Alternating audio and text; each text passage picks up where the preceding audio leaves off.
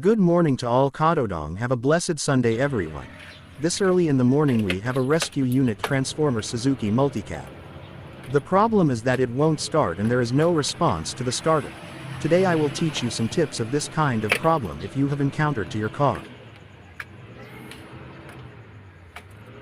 Electrical troubleshooting can be defined as an act of determining faults in an electric circuit by analyzing the behavior and operation of the faulty circuit, after which repairs are made to the defective component. Step 1.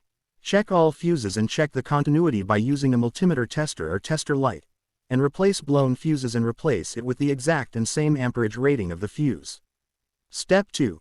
Check the clutch switch pedal for the function and continuity if the car there is a switch pedal. The clutch safety switch does its job when it's open and lets your engine won't start. When the clutch pedal is pressed down, the safety switch is closed, and contact continuity to trigger the start to start the engine.